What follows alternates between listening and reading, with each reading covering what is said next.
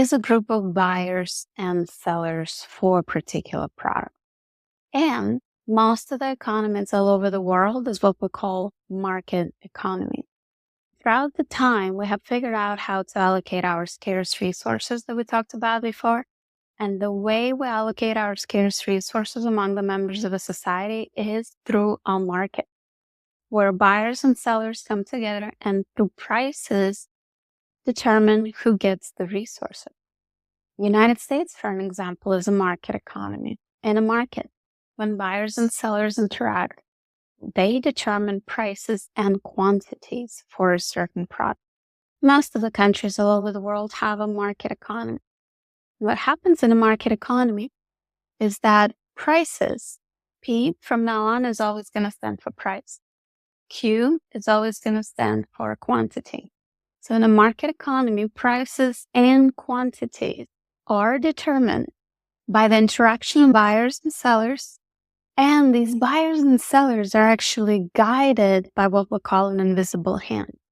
This invisible hand is something that Adam Smith discussed in his book Wealth of Nations in the late 1700s.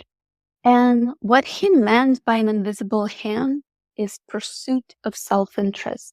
In other words, Adam Smith says that we're all selfish people, but he says it's actually not a bad thing. It could actually be a good thing. The buyers are looking out for their best self-interest, which is they want to buy a product at the lowest price. Sellers in the market are also looking out for their best self-interest, which means they want to sell at the highest price. These buyers and sellers come together and start negotiating in a market. And eventually they come to a negotiable price, which is considered mutually beneficial price. And we're going to learn later on, it's also an efficient price. The markets, Adam Smith said, can allocate resources efficiently without anybody's help. In the comments, we actually have a joke about this invisible hand. If you think about it, Adam Smith talked about invisible hand in the late 1700s. We had slavery in pretty much most of the countries all over the world. The joke goes as, and a warning, economic jokes are usually not funny and kind of depressing, but here it goes anyways. What is the difference between physical slavery and economic slavery? And the difference is, physical slavery is when somebody owns you and tells you what to do. And at the end of the day, they have to provide you with food and shelter. Economic slavery is when somebody owns you and tells you what to do. But at the end of the day, they do not even have to pay you enough for you to be able to afford food and shelter. And Adam Smith was actually right. If you think about slave owners of that time, are the corporations of today, and corporate profits are much higher than slave owners' profits ever were. Adam Smith was the first to argue against slavery from the economics perspective, not the moral perspective.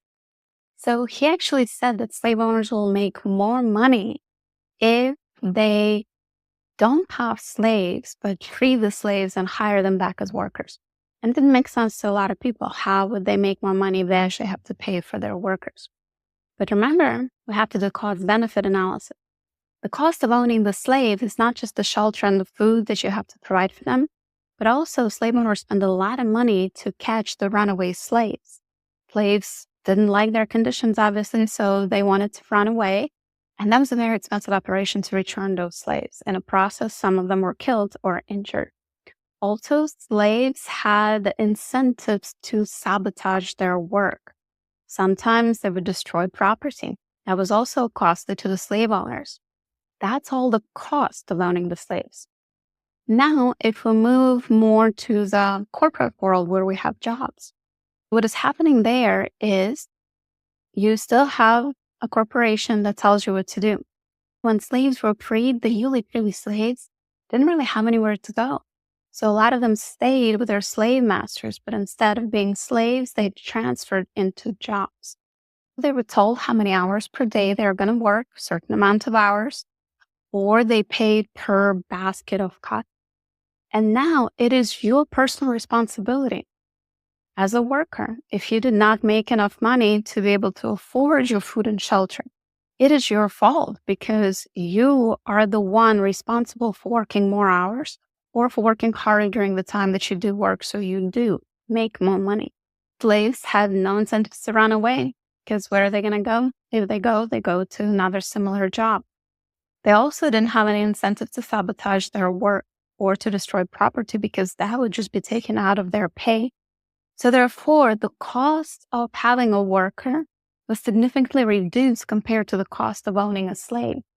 And yes, today's corporations make a lot more money than slave owners